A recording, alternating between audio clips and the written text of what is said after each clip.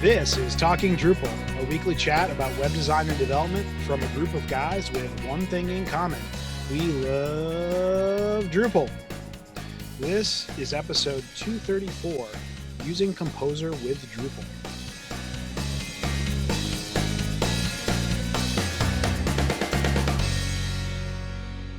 Good afternoon, internet friends.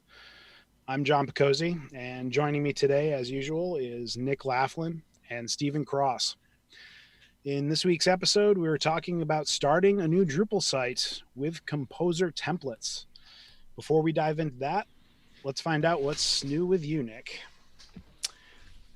Good afternoon, everybody. So this week, if you're a patron, you can listen to our pre-show talk, but we're talking a little bit about a Sonos announcement. Sonos is basically removing support in a very unfriendly way for some of their older hardware. And I've been looking to get off of Sonos for about 3 or 4 months now. I think I've talked about the audio stuff. And so this weekend I installed a new speaker in my office. And so I covered actually have a couple of pictures. Maybe I'll share those in the newsletter. I covered my monitors and my desk with construction paper, like that contractors put down to walk on, to try to mitigate the dust. And it was mildly successful. But I've got a speaker now that I can control my home automation system, but it is 100% local. So Sonos can't shut it off on me. Well, Nick, you put the speaker in your ceiling, so it's not like just sitting on your desk. Yeah, it's a in-ceiling speaker. And so I've got 3 of them set up in the house right now. One of them's in the master bathroom. One of them is in my office. One is in the basement right now. And I'm looking to set up one in the master bedroom. Does a speaker coming from the ceiling have the same kind of sound that you got from Sonos? I think it's a higher quality speaker.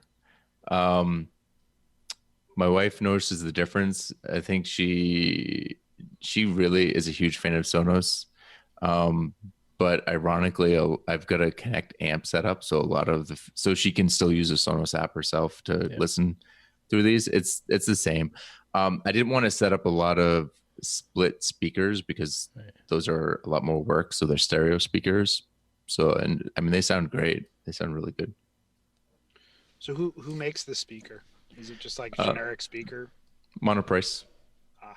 And so I got can you page people on the speaker? So like somebody's in the bathroom, could you be like paging Nick? So yes and no. So the audio switcher that I get is also from Monoprice. So it's a 6-zone, 6-source system. So you can have 6 sources you can cast to any zone or a combination of zones. And there is a PA input. So source 1 is the PA system. And if you send a 12-volt DC signal to the PA, then it will play whatever's in port 1 on every speaker. I've not found a way to send a 12-volt. I haven't found a commercial product that's easily integrated that works like that. So in theory, you could tie that into like a home alarm system, right? And have like basically like a siren in every room, right? Yeah, I mean the 2 or 3 main things I want to do with it. One is doorbell. So if somebody rings the doorbell, I wanted to send a tone everywhere. And then right now I've got some visual and audio notifications for the washing machine when it finishes. I like to set it up there so it can play quick tones so that no matter where you are in the house, it's done. But yeah, there's a lot of stuff once I get that set up. Get that creepy robot voice like, the wash is done. so the second point here says you made ice cream. Was this also automated or was that? No. So it's kind of funny because maybe 2 or 3 years ago, my wife and I bought a KitchenAid stand mixer. And when we bought it, there was a promotion that gave you the ice cream maker bowl, and you're supposed to throw it in the freezer and it gets really cold and then you make ice cream. So we were really excited about that. We put it in our freezer and forgot about it for 2 years. Someone cleaned out the freezer, huh? Well, no, we'd see it and then be like, oh yeah, we should do that. And finally this week I was like, you know what? This has been in here too long. It's taking up so much space. We should try it out and see if it works. And so yesterday I didn't realize that you had to cook stuff when you were making ice cream. It was a learning experience. Basically, you cook everything, then cool it, and then heat it up again, then cool it again, and then throw it in the mixer. Did you have rock salt? No. I made chocolate. I haven't had a chance to try it, because another thing that I found out is the ice cream maker doesn't freeze the ice cream. It just adds air and like crystallizes it, and then you still have to put it in the freezer overnight. So don't let it sit in your freezer for 2 years before you decide to eat it. No. We'll be happy. We made it actually yesterday, and so we'll be trying it today. Great. So Steven, what's going on with you? So speaking of food, I just added this to the agenda. I made. We always experiment making new things, and I've been trying to make Indian food lately. A couple of days ago, I made a saag, which is like a spinach-based curry. It's green. I had it with tofu. You usually see it on menus like with chicken saag, but I made it with tofu. It's really, really good. John's laughing his head off because of the tofu. Oh, okay. All right. You're muted, John. I just found something funny. Okay. We can move on. All right. That's interesting. So also this week, so I did a computer build a few weeks ago that I think I shared some information here on the show about. This week I set up that computer to start doing video recording. So we're doing a dry run this week of recording the show in video as we're recording the audio. So it's the first time I'm kind of putting this computer to real good use other than Drupal development work. So we'll see how this goes. We tried this a couple of years ago, and the equipment I had was not quite as good, and it was difficult to get things done. So hopefully it will be faster and easier this time around. So I'm not sure if this recording is going to make it up to YouTube, but that's the intent as we move along. So John, what's happening with you? Coming off of Contrib weekend, which was a huge success, not only here at Oomph, but also across the globe. Saw a lot of people contributing to Drupal core and to various modules. So that was super inspiring. And actually, our show topic today, I got to use one of the composer templates that we're going to be talking about for the first time this weekend, and it was pretty awesome. I enjoyed it. Also, getting excited for Drupal Camp New Jersey, which is coming up this weekend. It's my first time attending, and everybody tells me it's a great camp. So I'm really excited to check that out. All right, moving right along. Before we get into our topic today, want to follow up on some listener feedback that we got from our friend Matt over at Centauro. He was commenting on our last episode about caching. He said, was listening to 223. For all of the commerce sites I work with, we do not install page cache and only use dynamic page cache plus Redis. They do not use Varnish. We have this on a large site with 100 plus stores. And they also have a high cache cardinality. So, I think this goes to prove that there are a bunch of different ways that you can mix and match your caching structure. And, Matt's a super smart guy. I've had the pleasure of working with him on projects before. So, I'm sure that this approach is working great for them, but you can mix and match. You can do what you want, whatever works for your use case. I just want to mention too that Matt, I think, is the one that gave me that advice that prompted me to mention that in the first place. When I was having that issue on a commerce site for a client, I jumped on the commerce channel of the Drupal Slack and was asking for some advice. And I think Matt provided the advice that ultimately fixed it, which was disabling the page cache. And so I want to thank you for that. I didn't realize that you were a listener, so glad to have you here. I guess I don't know I can't remember, Nick, what problem you're trying to solve, but the purpose of the page cache is for anonymous users, and if you're using an outside caching system, I guess doesn't make any sense to even have it turned on, right? So, well, here's the reason why it was an issue. I added a contributed module that allows you to have add to cart links on catalog pages.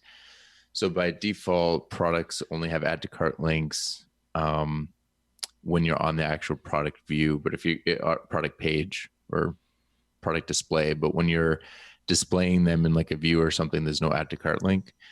And if you allow anonymous purchases, the add to cart link creates a token to determine that person's able to view that particular cart. Mm-hmm.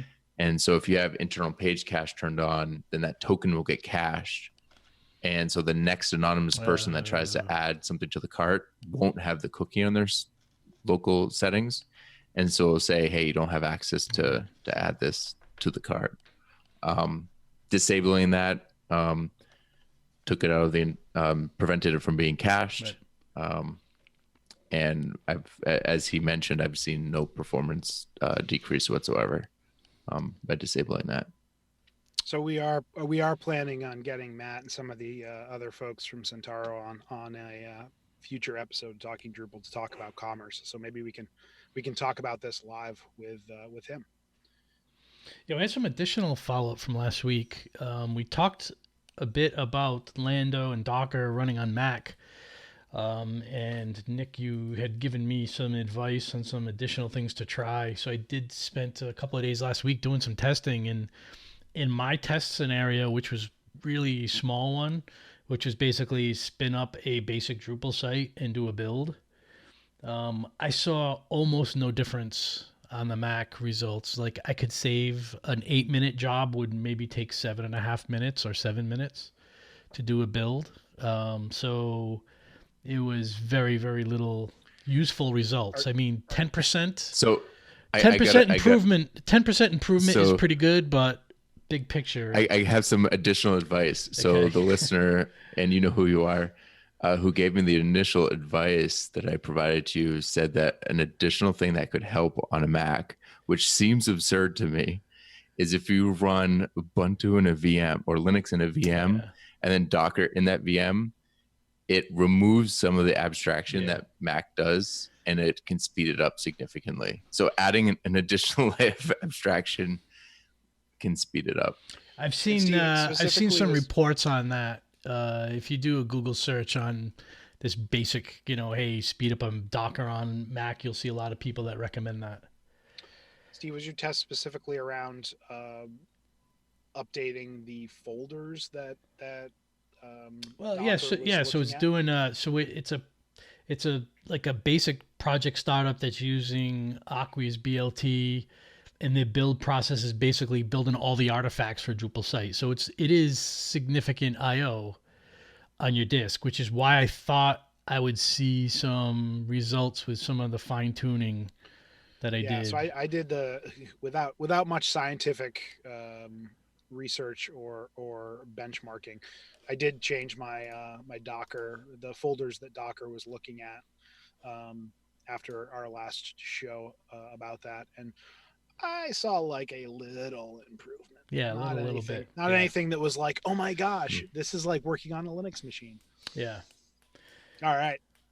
Moving into our primary topic. Today we're going to talk about using Composer with Drupal and some of the projects out there to make that easier.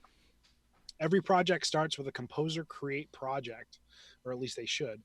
As part of Drupal 8.8, a Composer project template called recommended project is now part of Drupal core. Today we're going to talk about our experiences with recommended project. So first off, let's ask the question. Prior to 8.8, what was everybody using to manage Composer projects, or Drupal Composer projects, I should say? There's a project, I can never remember the actual name, but it's like something like Drupal Composer Drupal project, I believe. That is the exact name. And so I always find it by Googling Drupal Composer project, and it usually comes up. But it's I think it was started around it didn't come out when Drupal 8 came out, because if you remember, Drupal 8 didn't start with great support for Composer in general. But shortly after Drupal 8 was released, I think it was sometime, I found it, I think sometime during Drupal 8.2 ish. This project was created, and very quickly, I think became the standard way to start a Drupal project. I know that every project that I've worked on since then has used this project as the base. So basically, what it did is it pulls in a lot of, the two or three of the things that it really provides for you is it creates a web folder subfolder for you. So it makes it very easy to create a subdirectory for Drupal, which is the recommended way to run it at this point. It includes some basics like Drush. I think it includes Drupal console. It handles scaffolding files, so things like index.php and settings.php. It handles a lot of that, or at least default settings.php. It handles a lot of those kinds of things for you out of the box, which is why I think it really kind of took off. It's the only one. It's the only one I ever used. I'm not aware of any other than that. Drupal Composer project, or whatever it was called. And I always did a Google search for it too every time I had to find it because I couldn't remember what it was called. So there's always a roll your own option, and I know that our Drupal scaffold did use the Drupal Composer Drupal project. We were always starting projects from our own scaffold using that project as one of the dependencies. So I think we're all in consensus here that maybe there was one other thing that everybody used, but as always, people can reach out if there was something else that we're forgetting. So with 8.8, apparently there are 2 templates included. Can one of you guys tell me what the difference is between them, and what the pros and cons of each are, maybe? Well, I can talk about one of them. So one of them is called the Recommended Project, and I believe the other is Legacy Project. I've used the Recommended Project. I've not used the Legacy. I think Legacy just has a different structure that it outputs for you.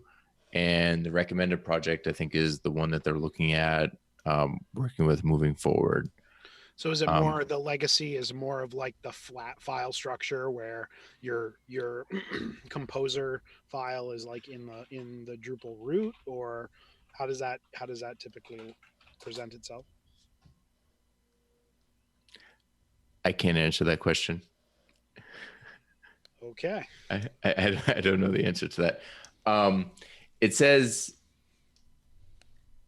I mean, what was the question?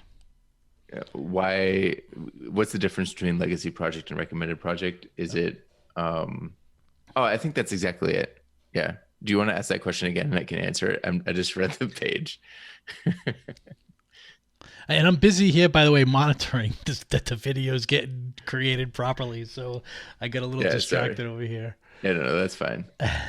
So yeah, if you want to, sorry, Steven, did you want to do that clap thing that you mentioned? Oh, I don't know if it's too late. Yeah, it doesn't matter. I'll sync it up. I'll sync up the audio later. Yeah. Okay. All right. Do you want to ask that question again? Yeah. So Nick, with Legacy versus the Recommended Project, what's the difference? Is the Legacy version just kind of like a flat file structure where your Composer JSON file is in kind of your web root? Yeah, so it looks like the only difference is exactly that. Like whether the Recommended Project allows you to relocate the document root, and the Legacy Project does not. And so, in fact, there's a warning on the page that gives you some information about this, that you generally shouldn't use the Legacy Project unless there's something preventing you from kind of serving the files that way on your host. So I mean, as expected, I mean, the recommended project is the one that they're recommending that you use. Yeah, I would imagine the recommended project also is probably a little bit easier to set up with like a CI solution, right? Because typically you're building your web route for, and that's what gets pushed out to your server when you go through your CI pipeline. Well, I mean, I think it's interesting that you mentioned that. I think we'll talk about this in a little bit more detail later on, but I think that you'll find in its current state, neither project is really good for a CI workflow. Um, at least in the typical way that I've built them for the last, for the last maybe 3 or 4 years using the Drupal project composer project, or the Drupal composer uh, project. Um, so there, as I mentioned, I think on last episode or maybe the episode before, when I was creating that personal home automation website, um, since it was the first Drupal site that I was building starting on Drupal 8, and it wasn't a client project, so if something went wrong, there was really nothing to lose. I thought I would try the new recommended project, and just kind of try it out and see what was there. I discovered a few things. I mean, there were first of all, it worked. Like Drupal was installed, but there were a couple of problems. There were a couple of things that that kind of quite frankly kind of surprised me, and there were a couple of things that made working with it a little bit difficult. The first thing that I eventually noticed was that there's no Git Ignore file that's pulled down as part of that. So typically, or at least with the Drupal Composer project, there's a Git Ignore file that ignores a few folders out of the box. For example, it ignores all the core files, ignores all the Contrib files, it ignores sites star files, so any uploaded files or cached JavaScript doesn't get added, ignores the vendor files, and I think it ignores pretty much every file outside the doc root that's automatically generated. Essentially, it's ignoring everything that's auto-generated by Composer. I did not realize this, and so for this particular project, I did my initial commit, and then I was doing some changes, tweaking some stuff, and I did a git status and noticed that there were hundreds of JavaScript cache files that had changed. And so I took a look and went, and was like, I must not have, something weird must have happened. And I looked into it and realized, nope, I had my entire vendor folder. Everything was in there, Contrib, everything. And so that was kind of the first issue that I experienced. So going back to my CI comment, that would be one of the reasons why you would have to do some work before you could use it with the CI pipeline, I guess is what you were getting at, right? Correct. I mean, unless your CI pipeline includes, I think the is it BLT that you use with Aqua, Stephen? Yeah. I think that the way that they handle CI, I think they create all those artifacts beforehand, so it may work in a situation like that.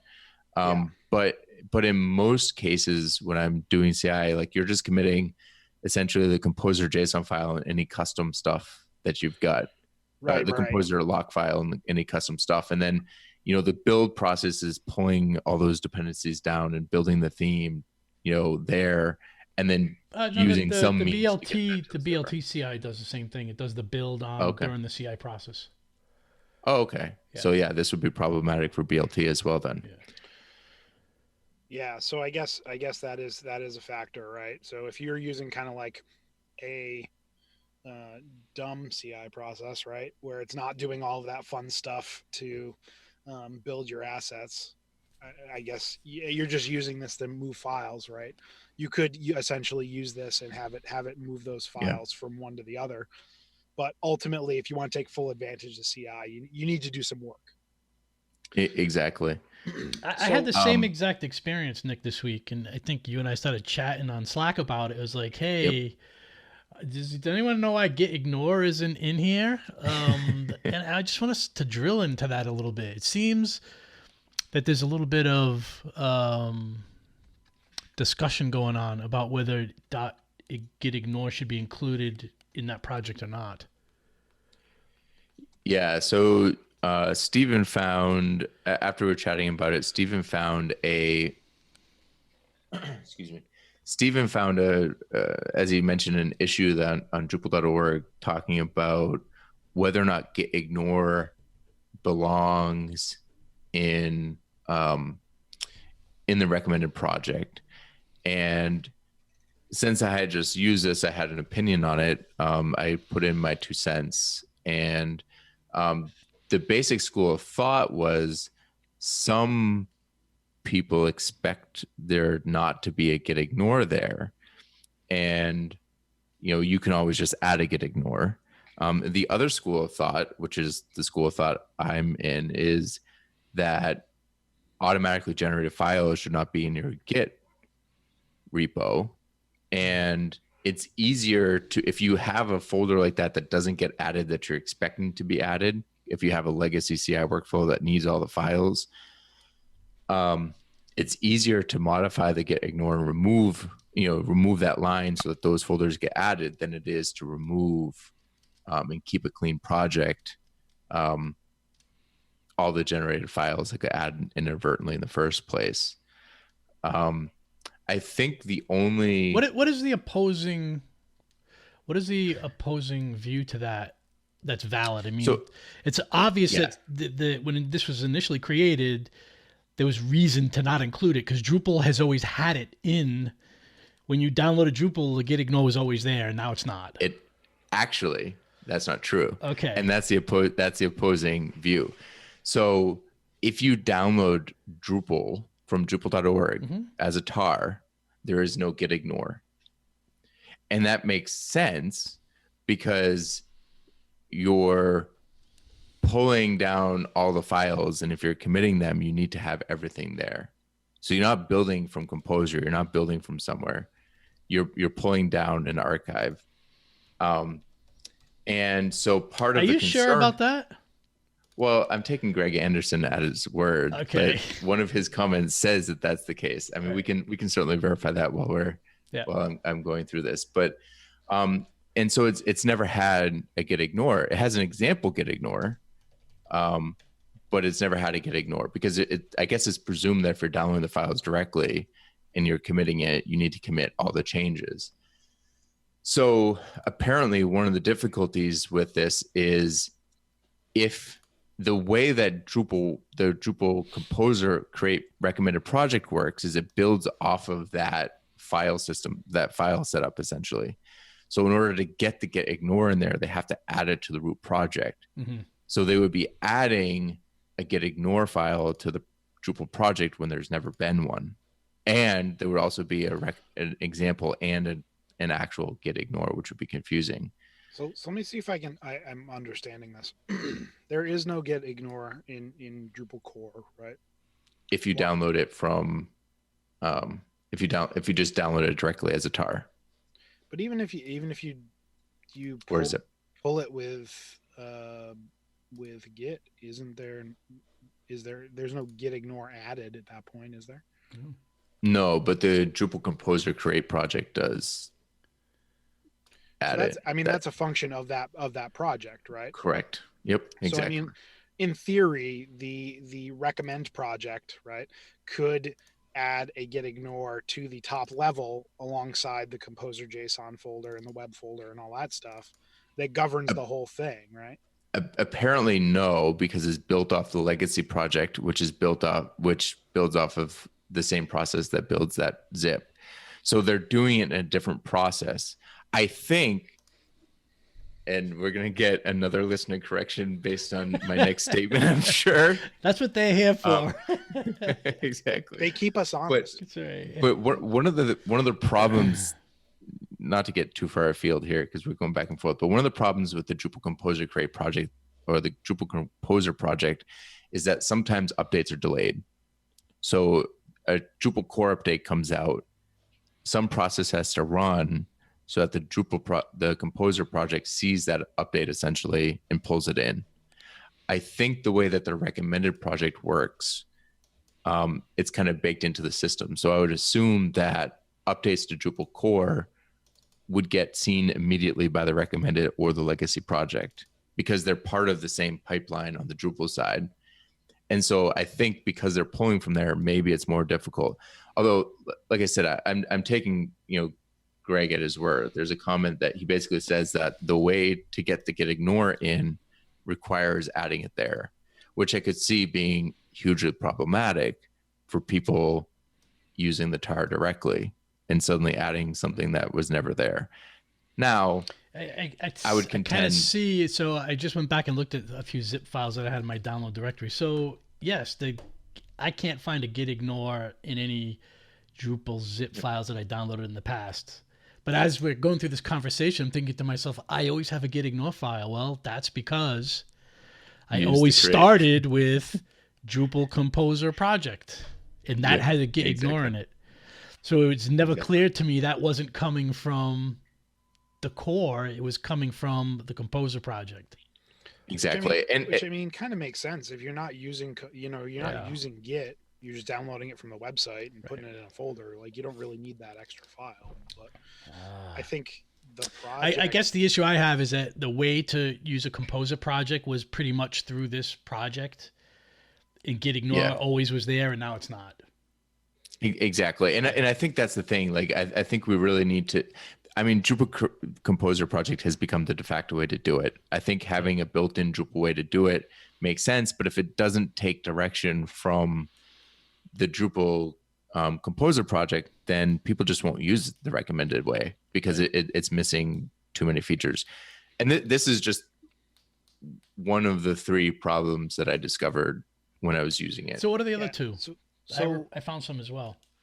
So it's interesting because experiences may vary, right? So as I said, I used this for Contrib weekend, and I thought it was great. I thought it was easy to get up and running with Lando. You basically did a Lando init, and then ran the Composer create project command that they provide for you, and had Drupal up and running in a matter of minutes. I also found for testing Drupal, especially on Contrib weekends, or doing Contrib, it was really easy to switch versions of Drupal. So I did run into the next two issues that we have, but I thought they were easily overcome with Composer. Well, yeah, to be fair, your statement about it getting up and running in a few minutes, the Drupal Composer project does that as well. Yeah. But it doesn't have these three other issues. So the second issue I ran into is that it doesn't include Drush. So you need to include Drush. Not a big deal. You can just run Composer require drush/drush, and that'll install Drush for you, right? Well, if you use Lando, though, you're going to get it anyway, aren't you? No. Lando relies on it being in the vendor directory. So it does some magic to automatically load it for you if it's there, but if it's not, then it doesn't. So you have to include it. You have to require it. And that is when I ran into the third issue. And so the third issue actually also has a warning on the page talking about the difference between legacy and recommended project. The permissions on the default folder are wrong, and you can't use Composer without fixing those permissions. So you run Drupal create project recommended project. Part of the Composer process sets the permissions on the default folder. Mm-hmm. If you try to run a Composer command again, it will error out saying that it can't affect the default.services YAML file because the permissions are wrong. So I struggle with that a little bit because I don't disagree with you. It is an issue. I ran into it, but you sometimes still have that issue even with the Drupal Composer Drupal project. sometimes your settings.php file or your default folder will lock, and so much so that I've actually created an unlock alias in my command line tool to just basically say unlock and then give it the path and have it set the permissions correctly. So I don't know if you can necessarily blame that on the recommend project versus the Drupal Composer Drupal project. Well, I mean, it was far more pronounced for me for this project. So every time I ran a composer project, it would reset it, and I would have to go in and change permissions. Whereas, like you said, I've had that problem before, like you have with the Drupal composer project, but it's rare that I have it on other projects. So it's something that happened to me very often. So a couple of things that I actually found while I was trying to, as I said, was at Contrib weekend, trying to contribute, trying to test patches and so on and so forth. And one thing I found was that it didn't have the patch plugin that comes with the Drupal Composer Drupal project. Right. It allows you to add patches right into your Composer Right. JSON. So similar to Drush, like it wasn't super hard to get set up. I just, Composer required the plugin and then added the configuration to my Composer JSON, ran a Composer install, and it started working again. But it's one of those things that you're looking at as like, hey, I need to be able to get going with Drupal, and sometimes Drupal needs to be patched. And granted, it's a third-party package, so it's there may be some licensing issues with including it. I'm not really sure about that, but it's one of those things where you're like, oh man, it would be super nice if this were added. The other thing I ran into was we actually use Composer installers to install other libraries via Composer. So like npm libraries and stuff like that. So having to get that set up also was another thing that I ran into. That's probably a little bit more specific to like the work that I was doing, but ultimately I was just trying to test a patch, and I needed those two things in order to get that patch tested with the recommended project setup. But John, you wouldn't have had those with the Composer project, the Drupal Composer project Well, either, right? the patches you would. The patches, the patches you would, are. but not your other libraries. Yeah, I don't know. I don't know if our scaffold goes ahead and installs the Composer installers plugin, but I can check right now. yeah, it probably does. So I mean, that's just something that I would have to add. Let's move to our next segment here, because I honestly want to hear your feedback on this. So we have this in our agenda here. It says areas of improvement. Instead of talking about the areas of improvement, because I think we harped on a couple of things that we found that could be improved, right? What do you think the path forward for those improvements are? And let me frame this a little bit more by saying, is it that the recommended project gets updated to include some of this stuff? Or is it that the community creates some other script or plugin that we also include with this that does a bunch of this other stuff for us? What do you guys think? We kind of already have the second one. Yeah, we already have that second one, and it's been proven to work. So are you saying that the second one being the Drupal Composer Drupal project? Yeah, I mean, we already have that. Yeah. I mean, and that's kind of I think it would be good to have it in core, so to speak, to have it supported directly by the people supporting Drupal core, which it is already. I mean, the people contributing to the Drupal Composer project, I mean, they're well-known names in the community, and they're certainly providing a great service, for having that set up. I mean, in my opinion, is these types of things need to be in that recommended project. I mean, as a developer, if they don't get added, like Drush doesn't get added, if I mean, I could probably live with Drush not being there. I mean, that's very easy to add. But like if things like but even things like the patching and Git Ignore, if that's not there, but here's part of the problem with that, Nick. Sorry to interrupt you. Is that it's called recommended, and if you read the page around where they promote this on the Drupal website, it's like for beginners, this is the way to start.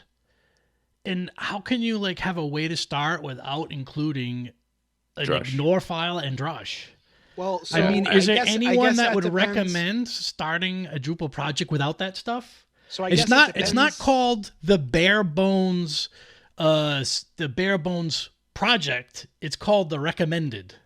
So I guess it depends on how you're defining the way to get started and what you're trying to get started with doing, right? So if you're just trying to get started with getting Drupal installed, this thing does it and it does it great, right? If you're looking to like jump into like hardcore development with Drupal, there may be a couple of things that you wanna add here, right? Which we've talked about, to get up to the level at which you're used to. Yeah, I mean, the truth of the matter is, if this stuff doesn't get added to the recommended project or like a developer's stack or something version, I don't see myself using it. I mean, the inconvenience of having to, unless the Drupal Composer project stops being supported. I think. So while you're pondering that thought, another question that comes to mind here is, with so many people in the community supporting the Drupal Composer Drupal project, do either of you know why we didn't just take the Drupal Composer Drupal project and include it in this kind of recommended project?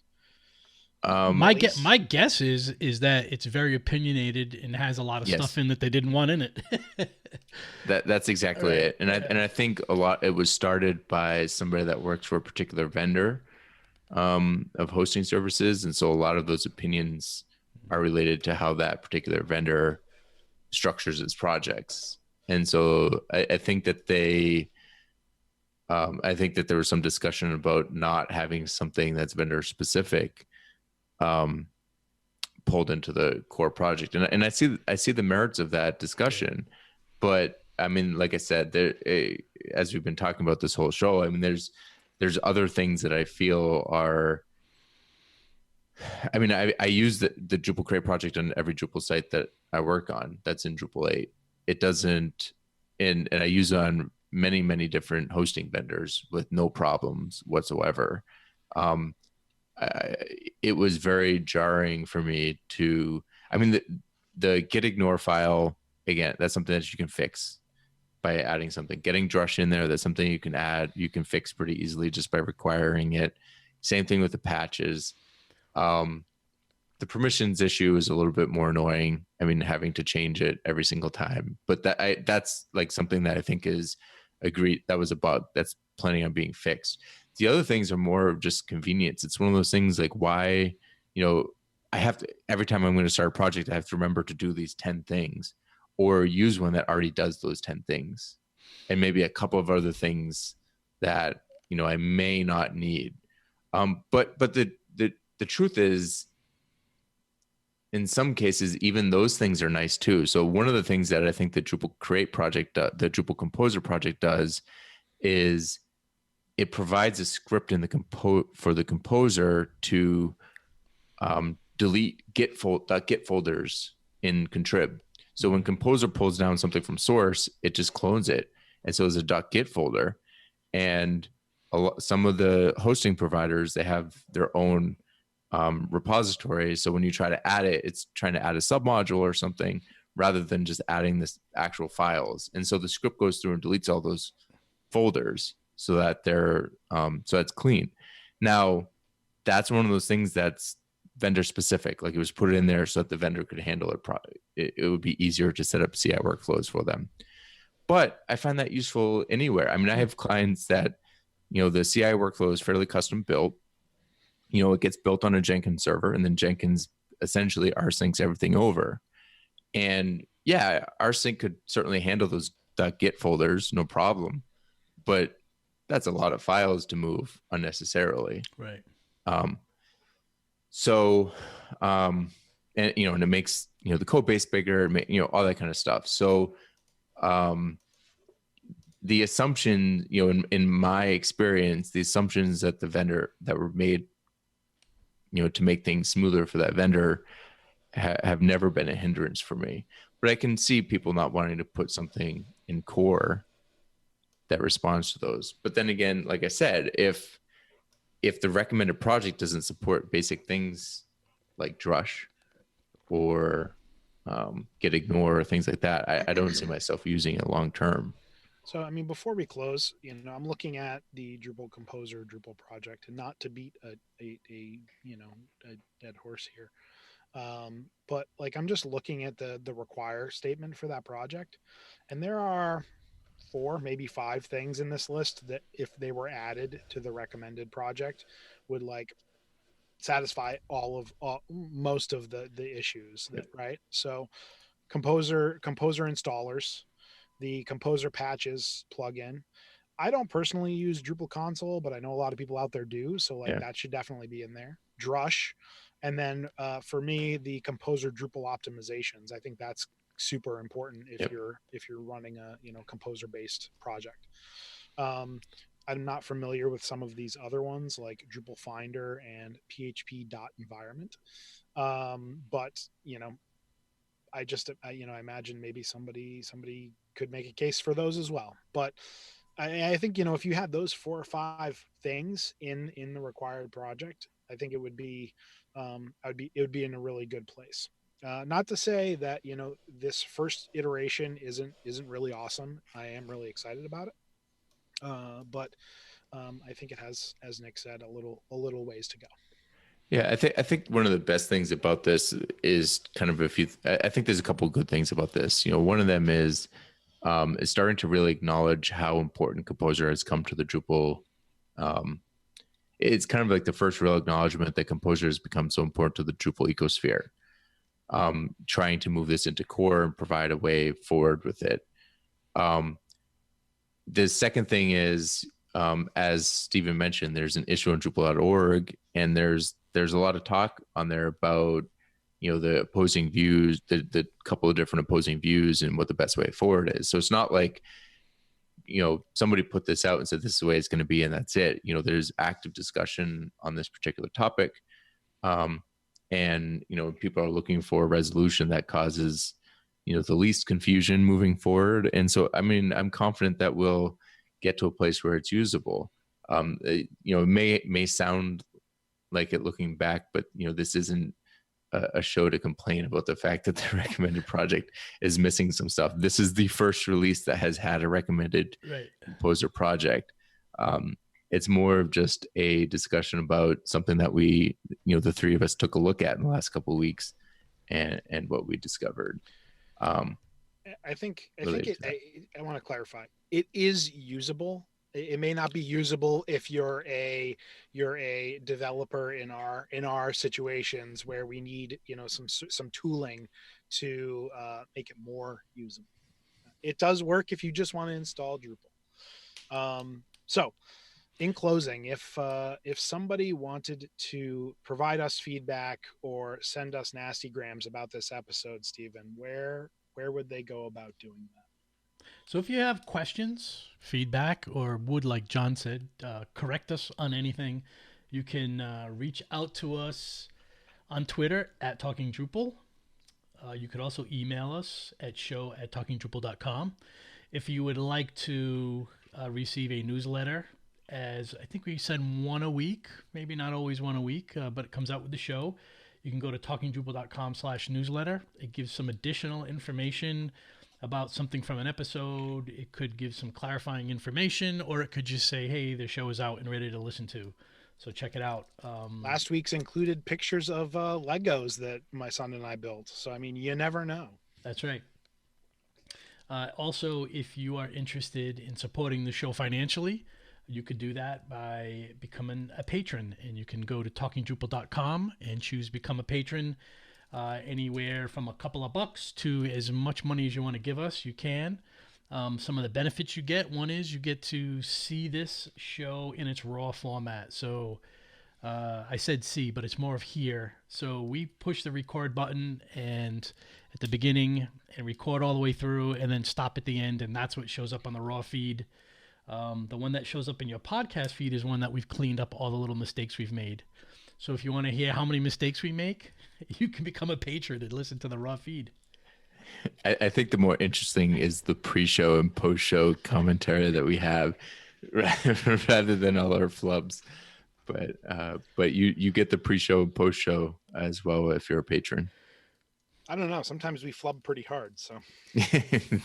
Oh, a couple of weeks That's ago. right, John. That's right, John with an N. That is true. We had a show a couple of weeks ago that I was moving the front to the back and the back to the end, and it was pretty messed up. It's like Memento. Yeah. Everything was backwards. And Stephen, if somebody wanted to contact you directly, how would they go about doing that? You could just hit me up on Twitter at Stephen Cross with a PH. Nick, what about you? I am Nixvan, NICXVAN, pretty much everywhere. Awesome. And I'm John Picozzi. You can find me on all the major social networks at John Picozzi. You can find out about Umfink at umfink.com. Thanks for listening, and we'll catch you next time. Bye. See you next week.